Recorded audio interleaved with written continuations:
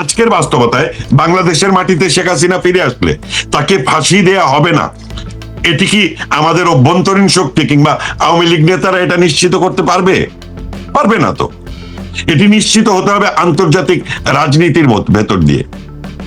সুতরাং শেখ হাসিনার দেশে ফিরে আসা আগামী 15 দিন, আগামী 3 মাস, আগামী 6 মাস, যে কোনো সময় হতে পারে। একটি বিষয় নিশ্চিত হতে হবে, সেটি হচ্ছে তাকে ফাঁসি দেওয়া হবে না, তাকে হত্যা করা হবে না। এই একটি জায়গা নিশ্চিত না হওয়া পর্যন্ত সেই যে সুনির্দিষ্ট সময়, সেই সুনির্দিষ্ট সময়টি আসবে না বলে আমি মনে করি। এটি এমন না 3 মাস, এটি এমন না 6 মাস, এটি 3 দিনে যেমন হবে না, 30 দিনে যেমন হবে না, আবার 3 মাসে হবে না সে কথাও বলছি না, 6 মাসে হবে না সে কথাও বলছি না। শেখ হাসিনা যখন বলেন 6 মাস, বা যখন বলেন অতি শীঘ্র, বা যখন বলেন অবশ্যই, তখন বুঝতে হবে তিনি তার সর্বোচ্চ চেষ্টা করছেন। এবং এই চেষ্টাটা বাংলাদেশ আওয়ামী লীগের জন্য, এই চেষ্টাটা বাংলাদেশের আপামর জনসাধারণের জন্য, যেই জনসাধারণের শতকরা 70% মানুষ এখন আবারও বাংলাদেশ আওয়ামী লীগকে ফিরে পেতে চায়, শেখ হাসিনাকে ফিরে পেতে চায়।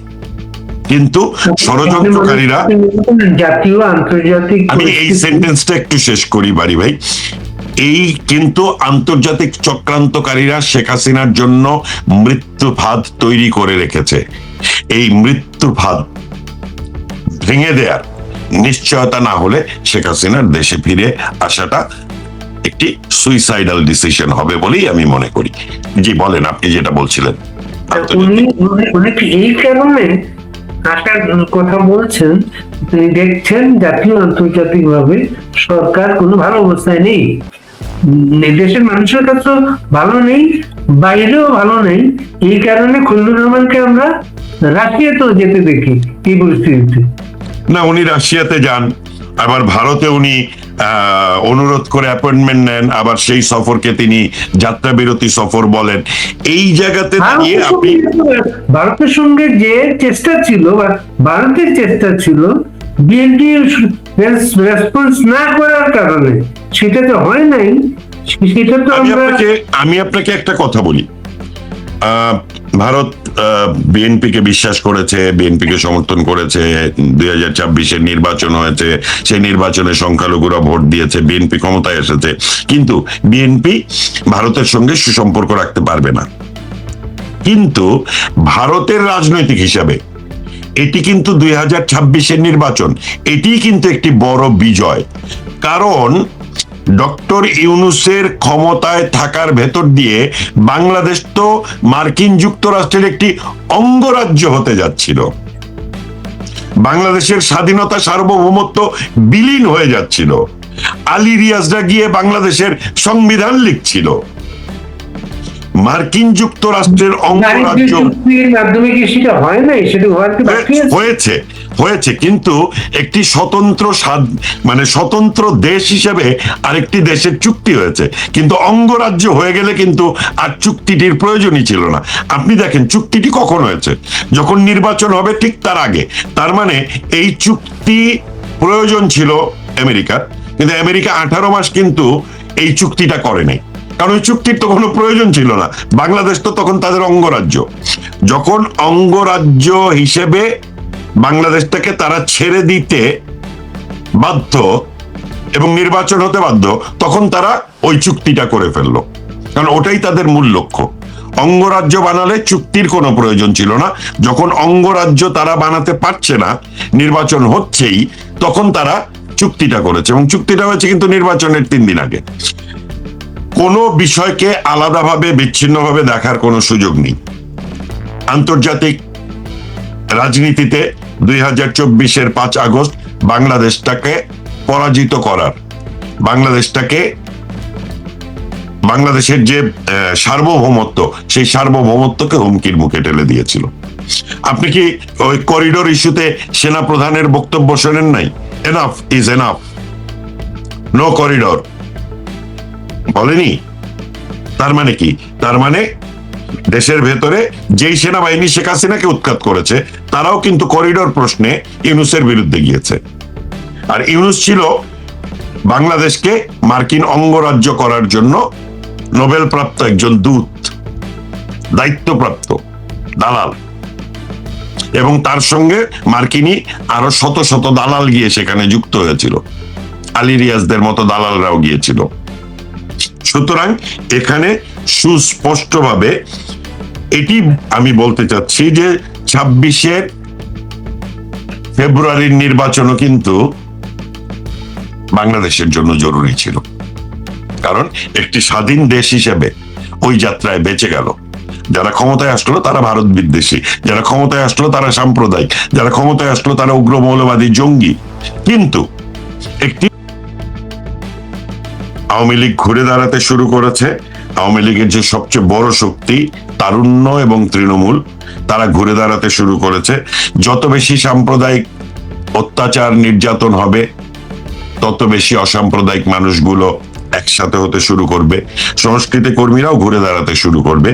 এখন প্রয়োজন শেখ হাসিনা তার আন্তর্জাতিক যোগাযোগের ভেতর দিয়ে দেশে আওয়ামী লীগকে ঘুরে দাঁড়ানোর বাস্তবতা তৈরি করা, এবং তিনি দেশে ফিরে আসলে তাকে হত্যা করা হবে না, এই নিশ্চয়তাটুকু দেয়া। হত্যা বলতে আততায়ীরা গুলি করে তাকে হত্যা করতে চেষ্টা করবেই। 2004-এর 21শে আগস্ট করেছে, এর আগে অসংখ্যবার হয়েছে, ভবিষ্যতেও হয়তো হবে।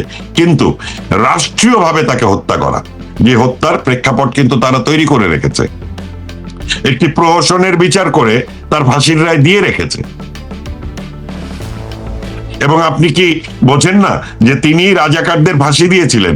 তার প্রতিশোধ নেবার জন্যই তারা শেখ হাসিনাকে ফাঁসি দিবে।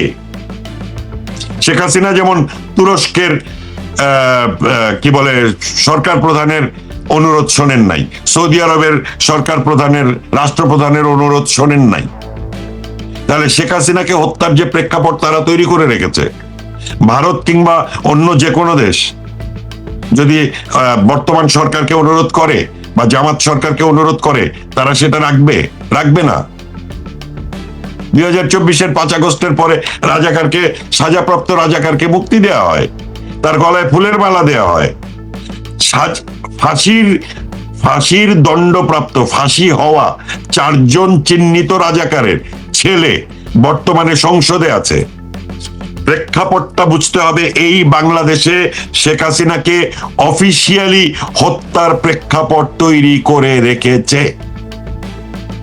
সুতরাং আমরা সারা বিশ্বে ঘুরে ঘুরে রাজনৈতিক বক্তৃতা দিয়ে বেড়ালে কোনো লাভ নেই। বাংলাদেশের মাটিতেই শেখ হাসিনার নিরাপত্তা নিশ্চিত করতে হবে, অর্থাৎ রাষ্ট্রীয়ভাবে শেখ হাসিনাকে হত্যা করতে পারবে না। এটি অত্যন্ত জরুরি বিষয়। বিএনপি তাদের মূল জায়গাটাতে আছে, তাদের সরে যাওয়ার একটি সম্ভাবনা তৈরি করে ভারত, যারা আমাদের শুধুমাত্র উন্নয়ন সহযোগী নয়, আমাদের সীমানার 3 পাশে ভারত, এবং সেই ভারতীয় সীমান্ত আমাদের কাছে এতটাই গুরুত্বপূর্ণ, বাংলাদেশের নিরাপত্তার জন্য এতটাই গুরুত্বপূর্ণ, কিংবা ভারতের নিরাপত্তার জন্য এই সীমানাগুলো এতটাই গুরুত্বপূর্ণ, এটি ঐতিহাসিকভাবে, ভূরাজনীতিতে এবং সাংস্কৃতিক এবং রাজনৈতিকভাবে যেই জায়গাটাতে বিএনপি 2024-এর 5 আগস্টের পরে নির্বাচন পর্যন্ত তারেক জিয়ার ফিরে আসার জন্য অপেক্ষা, এবং সেই জায়গাতে ভারতের সঙ্গে একটি নতুন করে রাজনৈতিক সমঝোতা তৈরি করার যে প্রক্রিয়া শুরু হয়েছিল, সেই প্রক্রিয়াটা মূলত একটি নাটক ছিল। কারণ আমি আপনার এই অনুষ্ঠানে বারবার বলেছি, যেই তারেক রহমানের 2001 থেকে 2006-এর রাজনৈতিক ইতিহাসের সঙ্গে 10 ট্রাক অস্ত্র আছে, যেই তারেক রহমানের রাজনৈতিক ইতিহাসের সঙ্গে কিংবা আন্তর্জাতিক রাজনৈতিক শক্তির সঙ্গে তার সম্পর্কের পাকিস্তানের ISI এর সঙ্গে সম্পর্ক আছে, এবং পাকিস্তানপন্থী মার্কিন যুক্তরাষ্ট্রের যে ডিপ স্টেট তাদের যে সম্পর্ক আছে, সেই সম্পর্কের জায়গা থেকে তারেক রহমানকে নিয়ে যা যা তার অপকর্ম আছে তার সমস্ত কিছুর এভিডেন্স কিন্তু ডক্টর ইউনূস এই তারেক কি বলে আপনার পাকিস্তানের কাছে আছে, আমেরিকার ডিপ স্টেটের কাছে আছে, এবং ডক্টর ইউনূস যাকে প্রথম ক্ষমতায় বসিয়েছিল মার্কিন ডিপ স্টেট, তাদের কাছে আছে। আর এখন এসে খলিলুর রহমানকে পররাষ্ট্র মন্ত্রী করার মধ্য দিয়ে এবং খলিলুর রহমানের জাতিসংঘের সাধারণ অধিবেশনের 1 বছরের জন্য সভাপতি নির্বাচিত হওয়ার ভেতর দিয়ে এটি স্পষ্ট যে ক্ষমতায় ইউনূস নামটি নেই, কিন্তু ইউনূসকে যারা ক্ষমতায় বসিয়েছিল তারাই এখনো ক্ষমতায় আছে। তাহলে ইউনূসকে কারা ক্ষমতায় বসিয়েছিল? ইউনূসকে ক্ষমতায় বসানোর সঙ্গে কারা জড়িত ছিল? এখানে ভারত নিশ্চয়ই ইউনূসকে ক্ষমতায় বসায়নি, কিন্তু ভারত একটি বড় ভুল করেছিল 2024-এর 5 আগস্টে। তাদের যে সাপোর্টটা ছিল আওয়ামী লীগ সরকারের উপরে, সেই সাপোর্টটা তারা সফট সাপোর্টে নিয়ে যায়, তারা কিন্তু হার্ড সাপোর্টের জায়গাটাকে থেকে সরে আসে। এর অন্যতম একটা কারণ ছিল শেখ হাসিনার চীন সফর। কিন্তু রাজনৈতিকভাবে ভারত আরো একটি ভুল করে, সেটি হচ্ছে 2026-এর নির্বাচনে আওয়ামী লীগকে জোরালো ভাবে ফেরানোর চেষ্টা না করে তারা বিএনপিকে নির্বাচিত হয়ে আসার ব্যাপারে সহযোগিতা করে। এবং এই নির্বাচিত হয়ে আসার সহযোগিতার ক্ষেত্রে আজকের যে সংখ্যালঘু, যে মিছিলটি আপনি দেখলেন, এই সংখ্যালঘুদের কিন্তু একটা বড় ভূমিকা ছিল। তারা কিন্তু ঐতিহাসিকভাবে কোনোদিনই ধানের শীষে কিংবা সফট মৌলবাদী কিংবা মৌলবাদী জামাত বিএনপিকে কিন্তু তারা কখনো ভোট দেয়নি। তারা ভোট দিয়েছে সবসময় অসাম্প্রদায়িক রাজনীতির যে প্রতীক নৌকাকে। কিন্তু গত আন্দোলনে হিন্দু সম্প্রদায়ের তরুণদের বড় অংশ কিন্তু আন্দোলনে অংশ নিয়েছে, সেটাকে ক্ষমতাচ্যুত করতে। আচ্ছা, এটি হচ্ছে আলাদাভাবে আপনি রাজনৈতিক, এটি কোনো রাজনৈতিক চরিত্র ছিল না, এটি ছিল তারুণ্যের যে চরিত্র, সেই চরিত্র। তারুণ্য কিন্তু প্রতিষ্ঠান বিরোধী, মানে যুগ যুগ ধরে, শত সহস্র বছর ধরে তারুণ্যের চরিত্রই হচ্ছে তারা প্রতিষ্ঠান বিরোধিতা করে, তারা ক্ষমতার বিরোধিতা করে। সেই ক্ষমতার বিরোধী চরিত্রের জায়গাতে যখন নাকি 2018 এবং 2024-এর নির্বাচনে ভোট দিতে পারলো না একটা বড় অংশ, তারা 2024-এর নির্বাচনে তারা মনে করলো যে শেখ হাসিনার বিরোধিতা করাটাই তাদের জন্য হিরোইজম। এটি কিন্তু রাজনৈতিক চরিত্র নয়। কিন্তু তাদের সম্বিত ফিরে আসে কিন্তু 5 আগস্টের ইমিডিয়েট পরে। আজকে যে আপনি রাম মূর্তি নিয়ে যে মিছিলটি দেখছেন, 5 আগস্টের পরে ঢাকা শহরে সবচেয়ে বড় মিছিল করেছিল কিন্তু এই সনাতন ধর্মের তারুণ্যরা। কারণ ততদিনে হিন্দু সম্প্রদায়ের উপরে নির্যাতন শুরু হয়ে গিয়েছে। সেই নির্যাতনকে কিন্তু ইউনূস সরকার দমন করে জোরপূর্বক। চট্টগ্রামে চিন্ময়কে কিন্তু গ্রেপ্তার করা এবং আজকে পর্যন্ত মুক্তি দেওয়া হয়নি। ভারতের হাই কমিশনার এ ব্যাপারে সরাসরি কথা বলার পরেও এ ব্যাপারে মুক্তি কিন্তু হয়নি।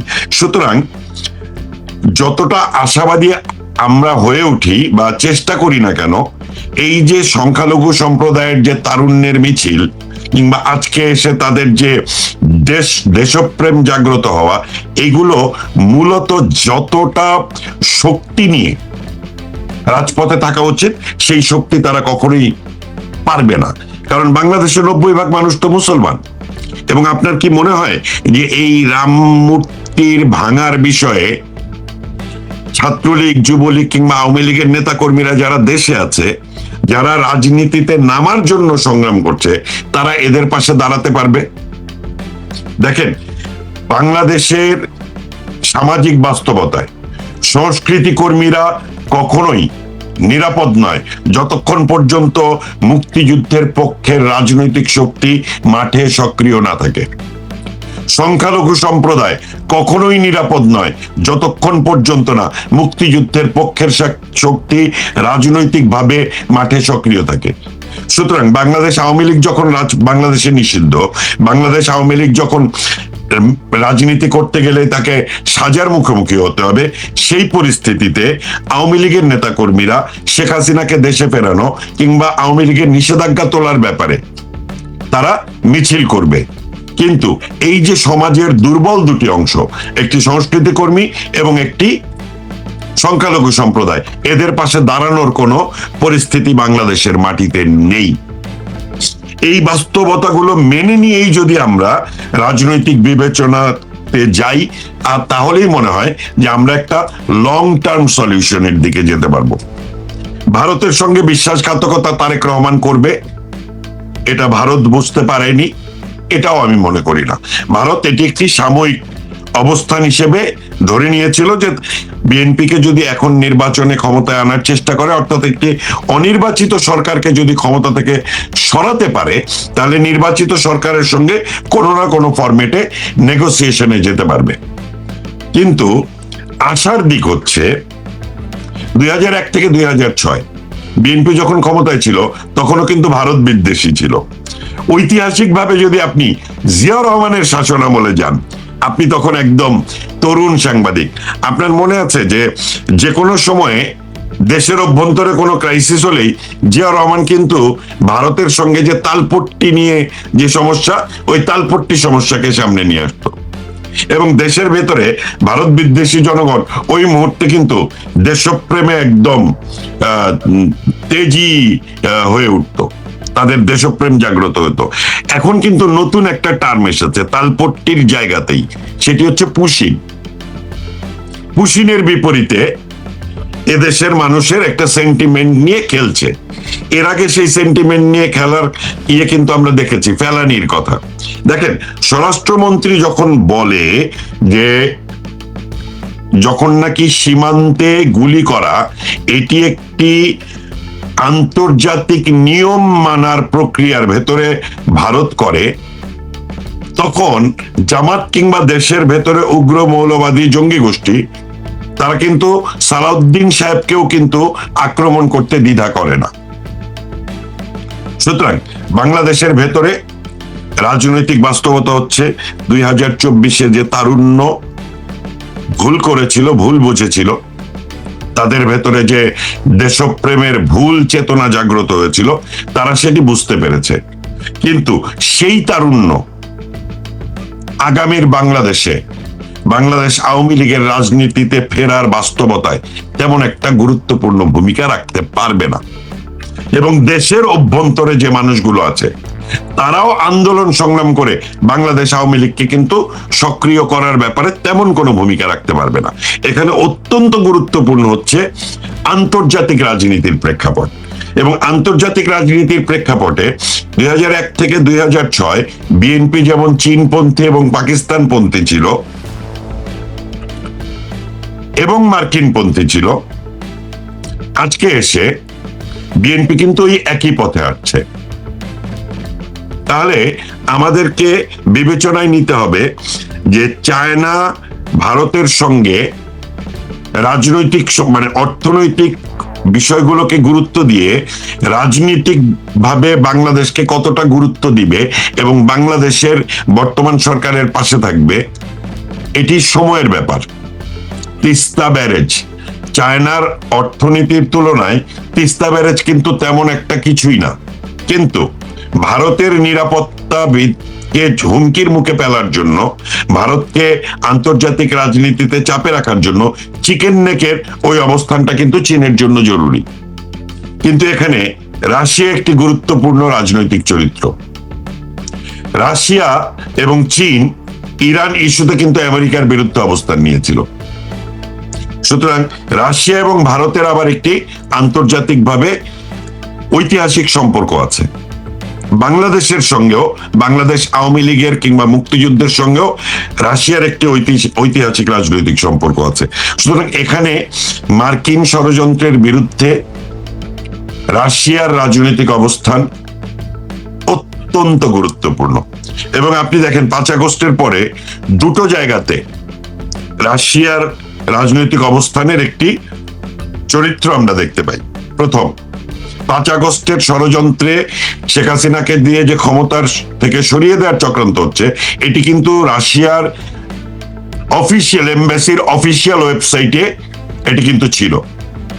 আচ্ছা, 5 আগস্টের পরে যখন নাকি $5 বিলিয়ন শেখ হাসিনা আপনার থেকে পারমাণবিক রূপপুর পারমাণবিক ইয়ে থেকে প্রজেক্ট থেকে $5 বিলিয়ন মেরে দিয়েছে, তখন কিন্তু রাশিয়া সরাসরি সে ব্যাপারে স্টেটমেন্ট দিয়েছে এবং বলেছে শেখ হাসিনা এ ধরনের কোনো কাজ করেনি।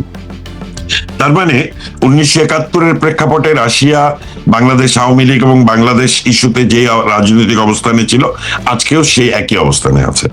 ভারত, আপনি একটা কথা বললেন যে ওই যে তারুণ্য দিয়ে এবার কোনো পরিবর্তন হবে না, পরিবর্তন সম্ভব হবে না, আপনি যেটা বললেন। তারুণ্যকে দিয়ে বর্তমান পরিস্থিতিতে হবে না, আবার তারুণ্যকে ছাড়াও হবে না। কিন্তু আন্দোলন তো তৈরি করে তারুণ্য। আমি আপনাকে বলি, এখানে আমি যে কথাটা বলছি, তৌহিদ হোসেন সাবেক পররাষ্ট্র উপদেষ্টা, তৌহিদ ইন্টারভিউতে একটা কথা ছিল, পৃথিবীর সমস্ত পরিবর্তনের সঙ্গে ডিপ স্টেট তো গুপ্ত দেশ যেটা, ওটা সম্পর্কিত হয়ে যায়, এবং সম্পর্কিত হয়ে যায় তারা সেখানে আসে যখন যেদিকে পাল্লা ভারী দেখতে, যে আন্দোলনের পাল্লা ভারী, তখন এসে যোগ দিয়েছে। কিন্তু আমি আপনাকে শুধু বলি, তারুণ্য বর্তমানে যে তারুণ্য আছে, যারা দেশপ্রেমে জাগ্রত, যারা দেশকে বাঁচাতে চায়, যারা দেশের অসাম্প্রদায়িক সংস্কৃতিকে বাঁচাতে চায়, যারা রাজনৈতিকভাবে মুক্তিযুদ্ধের চেতনাকে আবারও ফিরিয়ে আনতে চায়, সেই তারুণ্যকে নেতৃত্ব দেওয়ার জন্য যে রাজনৈতিক নেতৃত্ব দরকার সকল সময়। আমি বলছি যে মুক্তিযুদ্ধের প্রেক্ষাপট রচনার ক্ষেত্রে ছাত্রলীগের যে ঐতিহাসিক ভূমিকা মাথায় রাখতে হবে। সেই ছাত্রলীগের সামনে বঙ্গবন্ধু শেখ মুজিবুর রহমান ছিল। 90-এর স্বৈরাচার বিরোধী আন্দোলনে শেখ হাসিনা এবং খালেদা জিয়া ছিল। 91 থেকে 96-এর তত্ত্বাবধায়ক সরকারের আন্দোলনে শেখ হাসিনা সহ জাতীয় রাজনৈতিক দলগুলো ছিল। আজকে কোন জাতীয় রাজনৈতিক দলের কোন নেতা বাইরে আছে? সবাই জেলে। শেখ হাসিনা দেশের বাইরে, আওয়ামী লীগের নেতারা দেশের বাইরে, যারা আছে তারা কারাগারে। সুতরাং তারুণ্যদেরকে ঐক্যবদ্ধ করার জন্য যে রাজনৈতিক নেতৃত্ব দরকার, সেই রাজনৈতিক নেতৃত্ব কি মাঠে আছে? কিংবা মাঠে থাকার কোনো বাস্তবতা আছে? আকাশ কুসুম স্বপ্ন দেখাটা কিন্তু বোকামি।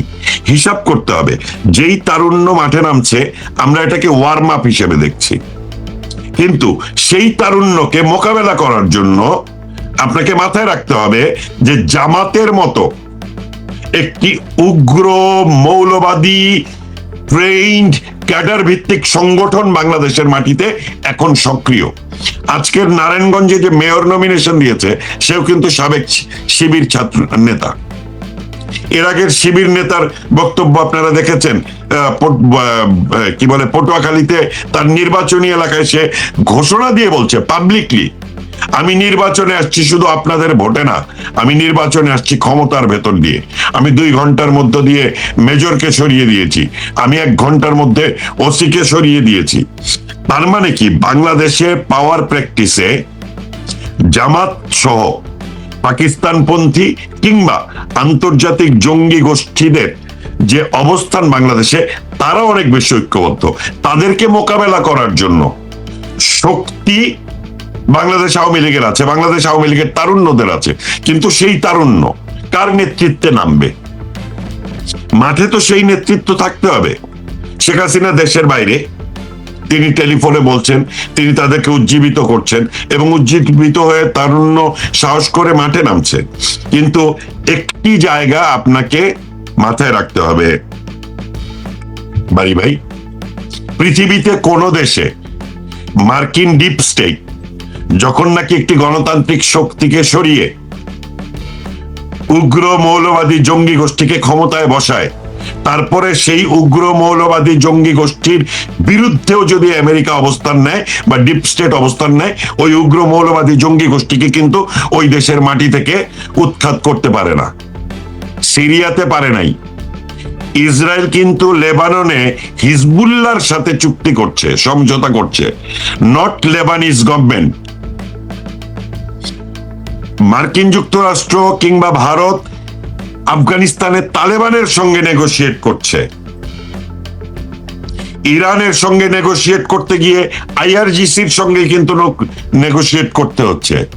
সিরিয়াতে কিন্তু আইএস এর সঙ্গেই নেগোশিয়েট করতে হচ্ছে, প্যালেস্টাইনে কিন্তু হামাসের সঙ্গেই নেগোশিয়েট করতে হচ্ছে। সুতরাং বাংলাদেশের মাটিতে এই উগ্র মৌলবাদী জামাত সহ যুদ্ধাপরাধী সহ যারা যেই জঙ্গি গোষ্ঠী আছে তারা কি আমেরিকা কালকে চাইলেই, ডিপ স্টেট চাইলেই তাদেরকে শেষ করতে পারবে? বিকজ তাদের জন্য তো এই লড়াইটা অস্তিত্বের। এবং আগামীর বাংলাদেশ একটা দীর্ঘমেয়াদী সিরিয়া হতে যাচ্ছে কিনা, একটি দীর্ঘমেয়াদী ইরাক হতে যাচ্ছে কিনা, একটি দীর্ঘমেয়াদী ইরান হতে যাচ্ছে কিনা, একটি দীর্ঘমেয়াদী লেবানন হতে যাচ্ছে কিনা, সেটির নিশ্চয়তা কিন্তু মার্কিন ডিপ স্টেট আর দিতে পারবে না। আমাদের যে ক্ষতি হয়েছে 2024-এর 5 আগস্টে, একটা তথ্য যুক্ত করে রাখি, যেমন লেবাননের বিষয়টা, লেবাননের সংবিধানটা এমন, সেখানে প্রেসিডেন্ট খ্রিস্টান, প্রাইম মিনিস্টার সুন্নি মুসলিম, স্পিকার হচ্ছেন শিয়া মুসলিম। শিয়া মানে হচ্ছে হিজবুল্লাহ, হিজবুল্লাহ শিয়া। তারা কিন্তু আমি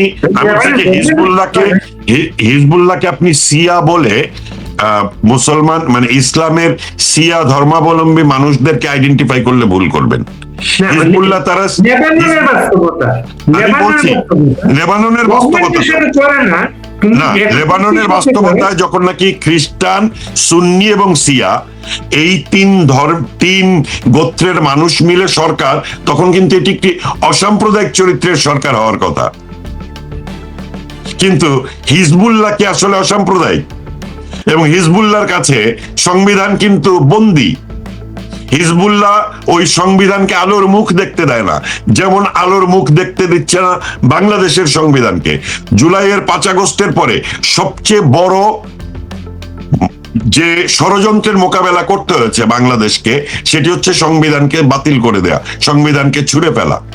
সেই ষড়যন্ত্র মোকাবেলা করতে গিয়ে বিএনপি কিন্তু বাংলাদেশের সংবিধানের পক্ষে অবস্থান নিয়েছিল। আবার আজকে তারেক জিয়ার ক্ষমতায় টিকে থাকার জন্য তাকে কিন্তু পাকিস্তানের সাথে আপোষ করতেই হচ্ছে, তাকে কিন্তু চায়নার সাথে আপোষ করতেই হচ্ছে। কারণ সে পুরোপুরি ভারতের পক্ষে যদি যায়, তাহলে বাংলাদেশের মাটি আজকের ক্ষমতার মাত্র 4 মাস হতে চলেছে তার, বা 5 মাস হতে চলেছে। সেই পরিস্থিতিতে একটি দেশকে কিন্তু সে অস্থিতিশীল হয়ে যাবে, সেটি সে বোঝে।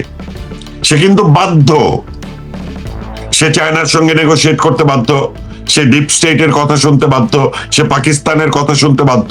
বাংলাদেশের মাটিতে বঙ্গবন্ধু শেখ মুজিবুর রহমান একমাত্র সরকার প্রধান এবং রাষ্ট্রপ্রধান, যিনি কোন দেশের আন্তর্জাতিক নীতির কাছে মাথা নত করেননি। আর শেখ হাসিনা, যিনি একই সময়ে রাশিয়ার কাছ থেকে পারমাণবিক চুক্তি করেছে, চায়নাকে পদ্মা সেতু করতে দিয়েছে, ভারতের সঙ্গে রাজনৈতিক সম্পর্ক বজায় রেখেছে এবং কয়লা বিদ্যুৎ চুক্তি করেছে। এই যে স্বতন্ত্রভাবে একটি দেশকে স্বাবলম্বী করে তোলার মতো রাজনৈতিক নেতা, সরকার প্রধান, এটি শেখ হাসিনা ছিলেন বলেই শেখ হাসিনাকে আন্তর্জাতিক রাজনৈতিক চক্রান্তকারীরা শত্রু মনে করেছে এবং তাকে ক্ষমতা থেকে সরিয়ে দিয়েছে। একটি ইন্টারভিউ শুনছিলাম সাবেক মুখ্য সচিব কায়কাউস সাহেবের। তিনি বলছিলেন যে আন্তর্জাতিক চক্রান্ত ষড়যন্ত্র মোকাবেলা করতে করতে ব্যুরোক্রেসি ক্লান্ত হয়ে গিয়েছিল এবং 24-এর 5 আগস্টের আগে এসে তারা দিশেহারা হয়ে পড়েছিল। তার মানে চক্রান্তর শুরু কিন্তু 2009-এর 25শে ফেব্রুয়ারি থেকে বিডিআর হত্যাকাণ্ডের ভেতর দিয়ে শুরু হয়। তারপরে একদিনের জন্য ওই চক্রান্ত কিন্তু থেমে থাকেনি, একদিনের জন্য না। 2013-র অগ্নি সন্ত্রাস, পেট্রোল সন্ত্রাস, জ্বালিয়ে পুড়িয়ে মানুষ মেরে ফেলা, এইগুলো দিয়েও পারলো না। এরপরে হেফাজত পারলো না, যুদ্ধাপরাধীদের বিচার ঠেকাতে পারলো না। 2018 নিরাপদ সড়ক আন্দোলন পারলো না। কতগুলো ধারাবাহিক ষড়যন্ত্র মোকাবেলা করে শেখ হাসিনা একটি দেশকে উন্নয়নের পথে রেখেছিলেন, আবার স্বতন্ত্র একটি রাষ্ট্র হিসেবে বিশ্বের বুকে মাথা তুলে দাঁড় করানোর মতো সামর্থ্য তিনি অর্জন করেছিলেন। যে কারণেই তাকে থ্রেট মনে করেছে। কিন্তু ভারত ওই সময়ে সর্বশক্তি নিয়ে যদি শেখ হাসিনার পাশে থাকতো, তাহলে 5 আগস্ট বাংলাদেশে ঘটে না। কারণ আমাদের 3 দিকের সীমানা তো ভারতের, ওই হস্তক্ষেপ তো তাদের নিজেদের অস্তিত্বের কারণেই জরুরি ছিল, বাংলাদেশের সংখ্যালঘুদের নিরাপত্তার জন্য জরুরি ছিল, তাদের স্বাধীনতা এবং সার্বভৌমত্বের জন্য জরুরি ছিল, ভারতের জনগণের বেঁচে থাকার অধিকারের উপরে জরুরি ছিল। আপনি কি বলতে যাচ্ছেন ওই আন্দোলনের সময় ভারতকে সামরিক উপস্থিতি সহ এখানে আসার দরকার ছিল? আমি বলি আপনাকে, বিডিআর হত্যাকাণ্ডের পরে যখন নাকি শেখ হাসিনা ক্যান্টনমেন্টে যান, ওই সময় ক্যান্টনমেন্টের সামরিক অফিসাররা খুব উত্তেজিত ছিল, এবং মইনু আহমেদ কিন্তু শেখ হাসিনার পক্ষের মানুষ ছিলেন না। মইনু আহমেদই তো তখন সেনাপ্রধান। শেখ হাসিনা আমরা শুনেছিলাম সে কিভাবে উত্তেজিত হয়ে তাকে নানা কিছু বলা হচ্ছে এবং শেখ হাসিনা সেটা জবাব দিচ্ছিলেন। কিন্তু তারপরেও তিনি বেঁচে যে এসেছেন, ওখানে যে তাকে হত্যা করা হয়নি, এখানে কি আপনার মনে হয় না যে ভারতের একটা গুরুত্বপূর্ণ ভূমিকা ছিল? আজকে এসে পাবলিকলি, আমি একজন রাজনৈতিক কর্মী, একজন সংস্কৃতি কর্মী, আমি যখন এই কথাটা বলি, তার মানে আমি বাংলাদেশের অভ্যন্তরীণ ইস্যুতে ভারতের হস্তক্ষেপের কথা বলি, তাই তো? 1971-এর বাস্তবতায় ভারত যখন নাকি বাংলাদেশকে মুক্তিযুদ্ধে সহযোগিতা করে এবং এক পর্যায়ে এসে বাংলাদেশের মাটিতে তাদের সেনাবাহিনী যুদ্ধ করে, তাদের 20,000 সেনাবাহিনীর সদস্য মারা যায়, এবং তাদের কাছে আত্মসমর্পণ করার পরে সেনাবাহিনীকে 3 মাসের মাথায় বঙ্গবন্ধুর নির্দেশে ভারতে ফিরিয়ে নিয়ে যাওয়া হয়। অর্থাৎ বাংলাদেশের জন্মের ইতিহাসের সঙ্গে যখন ভারতের হস্তক্ষেপ সম্পর্কিত থাকে, তখন ভারত তাদের অস্তিত্বের প্রয়োজনেই এই হস্তক্ষেপ করবে, এটিই তো খুব স্বাভাবিক। এতে যদি আমাকে বলা হয়, ভারত আরেকটা জিনিস চিন্তা করে, ইউক্রেনে ঢুকে রাশিয়া বেরোতে পারছে না, ভারতে এখানে ঢুকতে চায় না এই কারণে। না, বাংলাদেশের সামরিক সক্ষমতার জায়গাতে আপনার, আমি আপনাকে বলি, আমার পরিবারের মানুষ সামরিক বাহিনীতে ছিল, 6 ঘন্টা সাস্টেইন করতে পারবে ভারতীয় সেনাবাহিনীর সঙ্গে, 6 আওয়ার্স। সেনাবাহিনী তো তোমাদের রাস্তার মানুষও ছিল। আপনার, আমি সেটা বলছি না, আমি বলছি যে রাস্তার মানুষ তো 1971-এও ছিল, রাস্তার মানুষ তো 1971-এও ছিল। আগামীর মানে যেই যুদ্ধটা 24-এর 5 আগস্টে করতে পারেনি আওয়ামী লীগ, সেই যুদ্ধটা এখন করতে পারবে।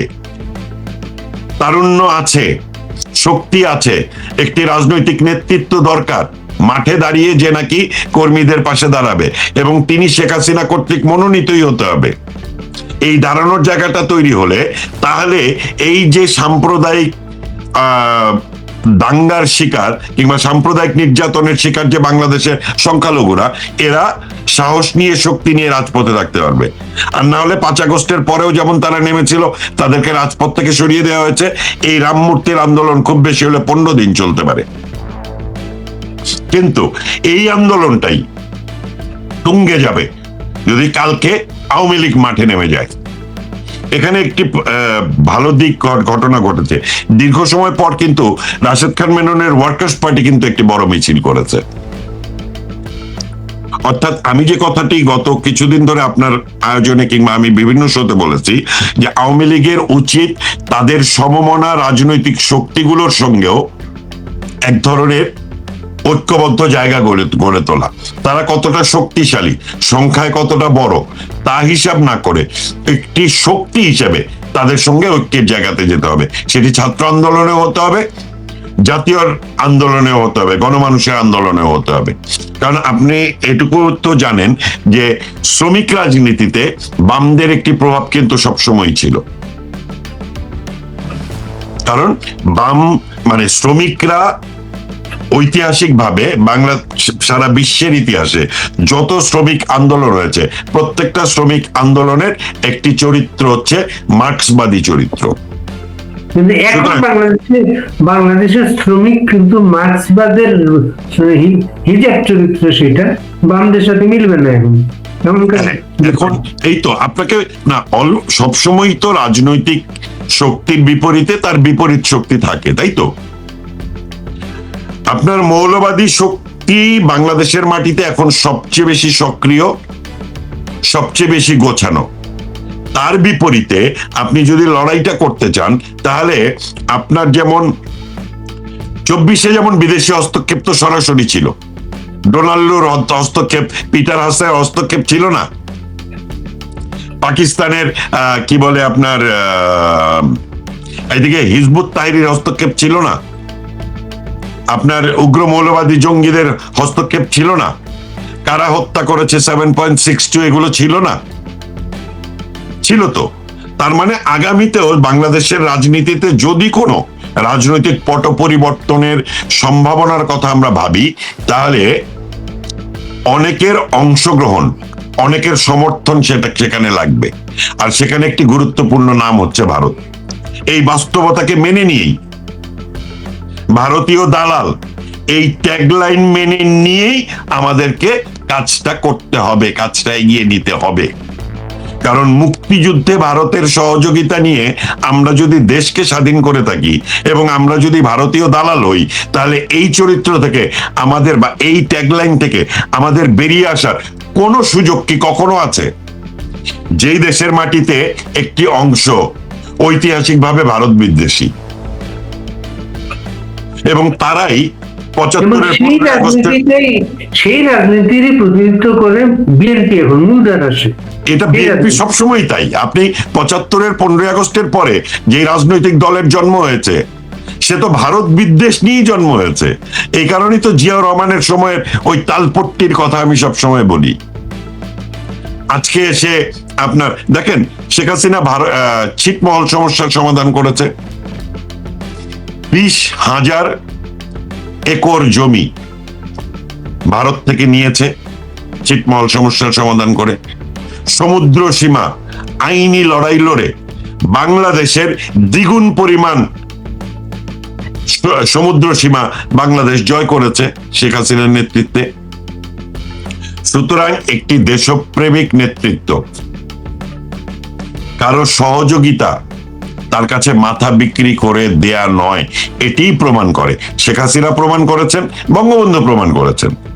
পৃথিবীতে কোন দেশ আরেক দেশের যুদ্ধে সহযোগিতা করে সেই দেশের সামরিক বাহিনীকে 3 মাসের মধ্যে ফেরত নিয়ে যায়?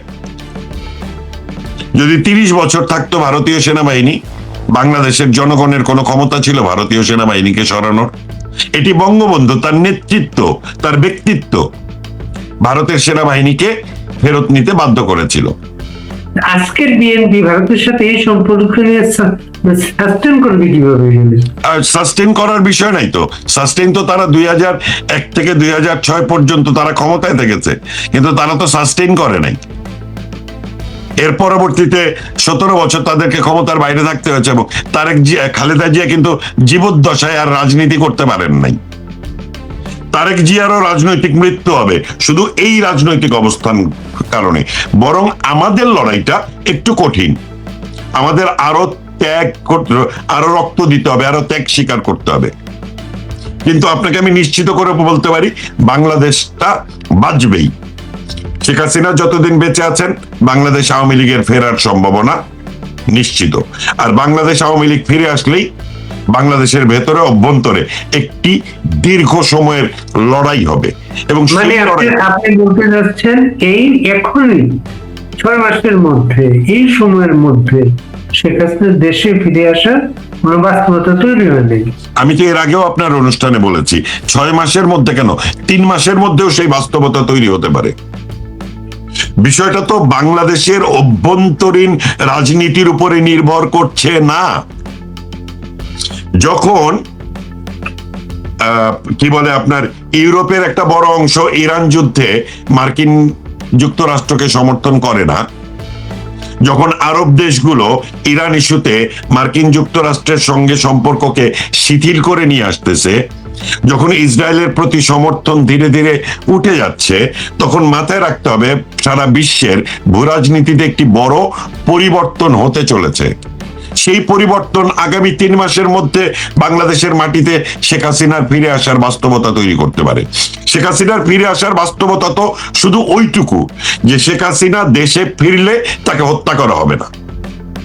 আপনি কি মনে করেন না যে ইন্দিরা গান্ধীর একটি বড় লড়াই ছিল মুক্তিযুদ্ধে বাংলাদেশকে সামরিক সহযোগিতার বাইরেও সারা বিশ্ব ঘুরে তিনি বঙ্গবন্ধুকে ফাঁসির রায় বাস্তবায়ন করতে দেননি? এটি তো একটি বড় কূটনীতি ছিল ইন্দিরা গান্ধীর। তাহলে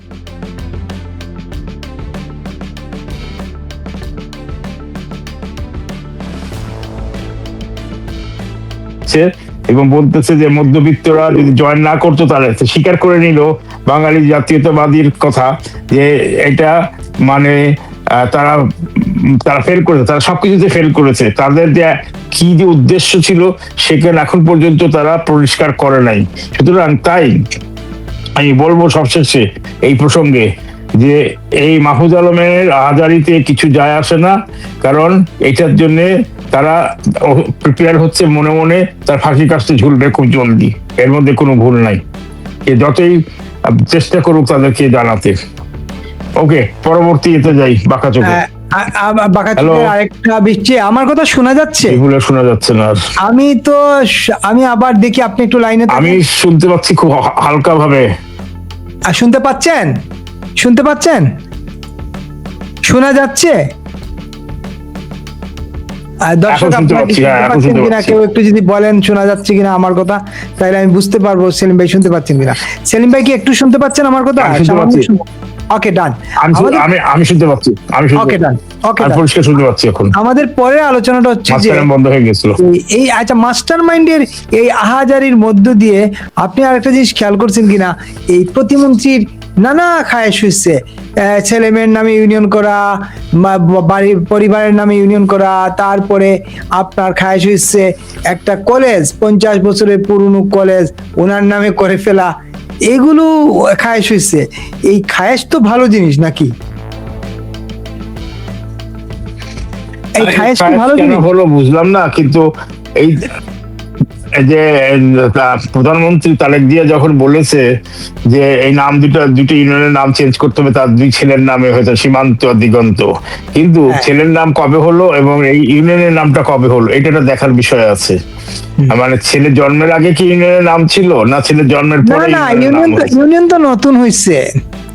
ইউনিয়ন নতুন হয়েছে এবং তার পরিবারের 4 জনের নামে 4টে ইউনিয়নের নাম করেছে।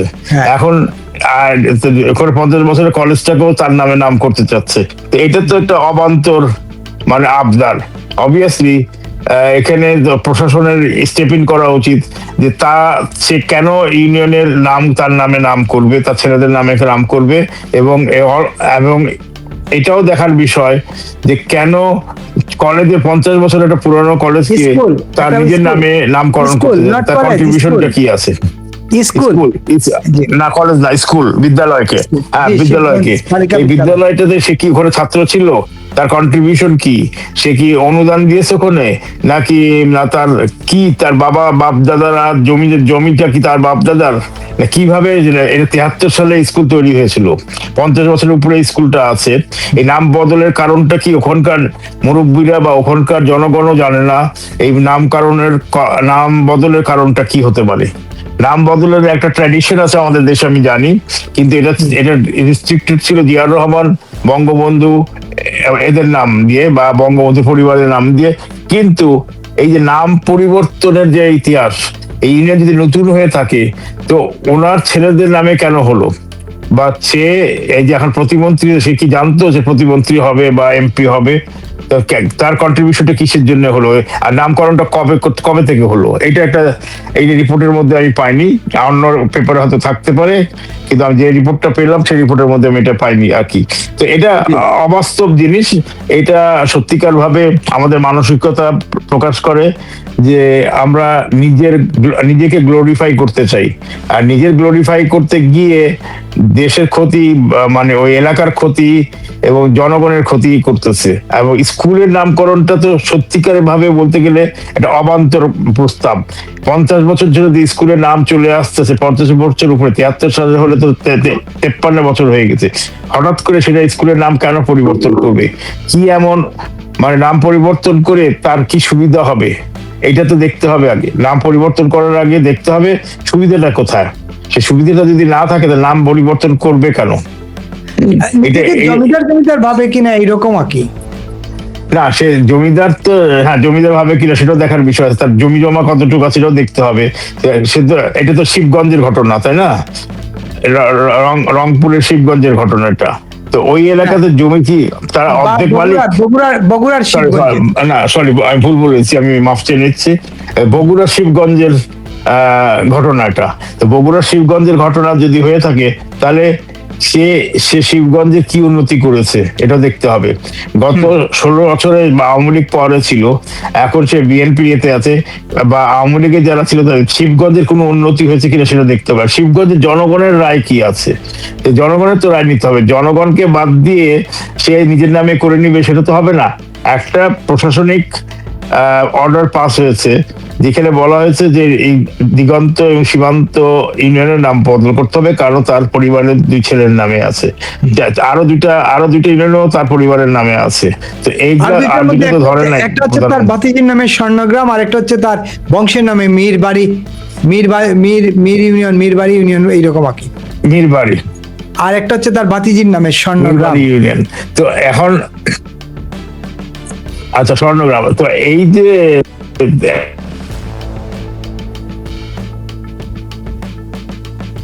আপনার মধ্যে ফোন আসছে, আপনার কথা শোনা যাচ্ছে না। কন্ট্রিবিউশনটা কি সেটা দেখতে হবে। ওকে, শোনা যাচ্ছে, এখন শোনা যাচ্ছে? জি শোনা যাচ্ছে। না, তার কন্ট্রিবিউশনটা কি আছে সেটা দেখতে হবে।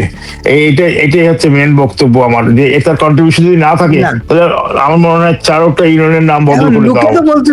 লোকে তো বলতেছে 2 দিন পরে মনে করেন তারেক রহমানের জেলা বা উপজেলা গাবতলীর নাম, জেলার নাম বগুড়া বদলাইয়া মির জেলা, মীর সাহেব জেলা বা এইরকম কিছু বানাই ফেলবে। গাবতলী উপজেলার নাম বদলাইয়া মির উপজেলা করে ফেলবে। এক অখ্যাত লোক, এর নাম কেউ জানেও না, বাংলাদেশের লোক কোনদিন নামও শুনেনি, আমি তো শুনি নাই। তো এই অখ্যাত লোক হঠাৎ করে এত প্রমিনেন্ট হলো কেমন করে ওই এলাকাতে? তার এটা খুঁজে বের করা দরকার আছে সাংবাদিকদের, যে এরা কেন এত, মানে এর কি কন্ট্রিবিউশন, এটা মেন ইম্পর্টেন্ট কথা। এর কন্ট্রিবিউশনটা কি এটা বের করতে হবে। এছাড়া আমি এর কোনো সমাধান দেখতেছি না। যদিও প্রশাসনিক নামে নাম বদল করার কথা বলা হয়েছে, 2টা ইউনিয়নের নাম তো বদল হবেই। এবং দেখার বিষয়, স্কুলের নাম বদলের নিশ্চয়ই তারা প্রস্তাব পায়নি এখনো। যদি প্রস্তাব পেয়ে থাকে সেটা জাস্টিফাই করতে হবে জনগণের কাছে কেন তারা এটা করতেছে। এটা আমি বলবো খুবই অবান্তর এবং অস্বাভাবিক। এটা নিয়ে পার্লামেন্টও কথা উঠেছে, এবং পার্লামেন্ট তো আমি আগেই বলি সার্কাস পার্লামেন্ট, যত অবাস্তব কথাবার্তা আসে ওখানে।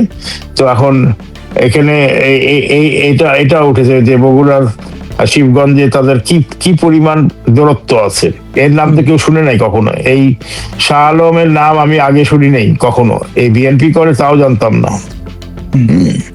না, আমি ওই প্রথম শুনলাম, এবার সে এমপি হওয়ার পর এবারই প্রথম শুনলাম। আমি জানতাম না, পরে জানলাম সেখানে ইউনিয়ন চেয়ারম্যান ছিল, উপজেলা চেয়ারম্যান ছিল, এটা শুনলাম। কিন্তু আমার একটা প্রশ্ন কি জানেন, প্রধানমন্ত্রী 2টা ইউনিয়নের নাম পরিবর্তন করলেন কেন? মানে 2 কুল রক্ষা করলেন কিনা, মানে নিজেরটা রক্ষা করলেন?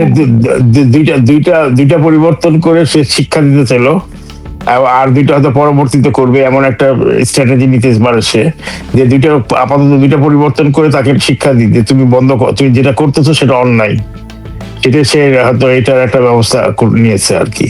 ইউনিয়ন তো নতুন সবেমাত্র তৈরি হয়েছে, তার মানে সবেমাত্র তৈরি হয়ে থাকে, তার কেন সে হঠাৎ করে তার ছেলেদের নামে 2টা ইউনিয়ন করবে? তার ছেলেদের কন্ট্রিবিউশনটা কি? ইউনিয়ন নাম হবে কোনো গ্রামের মাতবর বা যে যারা কন্ট্রিবিউশন করেছে ইউনিয়নে তাদের নামে, বা কোনো মনীষীদের নামে, যা কোনো পৃথিবীতে বহু মনীষী আছে তাদের নামে তো করতে পারে ইউনিয়নের নাম।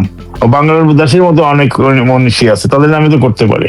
তা না করে সে হঠাৎ করে তার নিজের ছেলের, তার পরিবারের ভাতিজি, পরিবারের ব্যক্তিগত সম্পদ হয়ে মনে করেছে। পুরো গ্রামটাই কি তার ব্যক্তিগত সম্পদ না কি, এটা আমি জানি না। এবং আমি যে সাংবাদিক এই খবরটা ছাপিয়েছেন তাদের জানা উচিত যে এইটা ইনভেস্টিগেটিভ জার্নালিজম করা উচিত, যে এটা কেন হচ্ছে, কিসের জন্য হচ্ছে। এই প্রবণতা কেন মানুষের মধ্যে তৈরি হয়?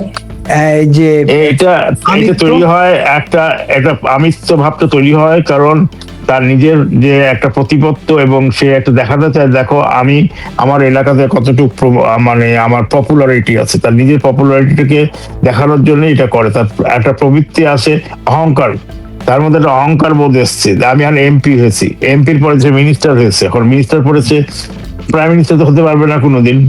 সেই জন্যই সে এখন যা অর্জন করা সে অর্জন করতেছে, যার জন্যই সে এই আমিত্ববোধটা সে প্রকাশ করতেছে জোর জবরদস্তি করে। আর জোর করে যে কিছু হয় না এটা তার বোঝা উচিত। সে যে একজন প্রতিমন্ত্রী, ফুল মন্ত্রী হলে যে কি করতো কে জানে, হয়তো ঢাকা শহরের নামও বদল করে দিত, তার নামে নিয়ে করে দিত, বাংলাদেশের নাম বদল করে লিখে ফেলতো পাকিস্তান, মীর পাকিস্তান। হ্যাঁ, মীর পাকিস্তান করে ফেলতো। তো এখন এই রাজাকার গুলা, এই পাখি গুলা, এই পাখি সম্প্রদায়ের যেসব মন্ত্রীগুলা আছে তারেক জিয়ার ক্যাবিনেটে, তারা আস্তে আস্তে তাদের স্বরূপ প্রকাশ করতেছে। কালকে এক মন্ত্রীকে নিয়ে আলাপ করেছি, রবিউল বাটপার, আর আজকে আর এক প্রতিমন্ত্রীকে নিয়ে আলাপ করছে। এই মাটি বিক্রি হয়ে গেছে, মাটি বিক্রি হয়ে গেছে, মাটি তো নাই। আজকে যে একটা ছবি দেখলাম, একেবারে নিচ থেকে মাটি কেটে নিয়েছে, একেবারে পিলারের ফাউন্ডেশন দেখা যাচ্ছে। আর ওখানে যে গার্ডেন করবে, গার্ডেন করা তো আরো ডেঞ্জারাস। ওখানে যে গাছের যে রুট গুলা, মানে শিকড় গুলা গিয়ে ফাউন্ডেশনের ক্ষতি করতে পারে। এটা তো যে কেউ জানে যে শিকড় কিভাবে ফাউন্ডেশনের ক্ষতি করে। হ্যাঁ, তো এটা যাদের বেসিক সায়েন্সের জ্ঞান আছে তারা কখনো এই কাজটা করবে না। বেসিক সায়েন্সের জ্ঞান থাকলে কথা হতো। আর এই মিনিস্টার যে কথা বলেছিল কালকে, সে এই রবিউল বাটপার এবং চাঁদাবাজ, এর আবার তার রিয়েল এস্টেটের তার নামে অনেক মামলাও আছে। এই লোক তো একটা ইঞ্জিনিয়ার নিয়ে কথা বলা উচিত ছিল, তারা সে নিজে মাতবরি করে উল্টাপাল্টা কথা বলেছে। মানে এই সরকারের প্রত্যেকেই আমি দেখতেছি এক একটা ক্লাউন দিয়ে পুরো দেশটাকে ভরপুর করে দিয়েছে। কবে মুক্তি দিবে দেশটাকে কে জানে। আমরা পরে আলোচনায় যেতে চাই, আপনার সময় কম, আপনাকে 10 মিনিটের মধ্যে ছেড়ে দিতে হবে। আজকে আমাদের দুনিয়া জুড়ে ইরান যুক্তরাষ্ট্র যুদ্ধবিরতি নিয়ে অনিশ্চয়তা, কালকে আমরা আলাপ করছিলাম যে আসলে এই যে চুক্তি হইলো, তারপর এটা খুব ইন্টারেস্টিং ডেভেলপমেন্ট হয়ে গেল। হঠাৎ করে যুক্তরাষ্ট্র ইরানের শান্তি আলোচনা অনুষ্ঠানটি স্থগিত করা হয়েছে। কারণ হলো, কিসের জন্য হলো এটা একটু আলোচনা করি এখানে। সুইজারল্যান্ডের বার্গেন স্টক রিসোর্টে নির্ধারিত যুক্তরাষ্ট্র ইরানের শান্তি আলোচনা অনুষ্ঠান হওয়ার কথা ছিল, কিন্তু দুর্ভাগ্যবশত স্থগিত হয়ে গেছে।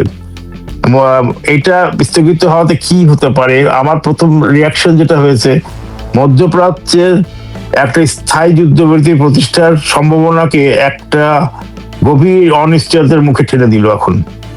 তবে এই আলোচনা স্থগিত বা বাতিল হওয়ার পেছনে কোনো আকস্মিক কূটনৈতিক ব্যর্থতা না হয়নি।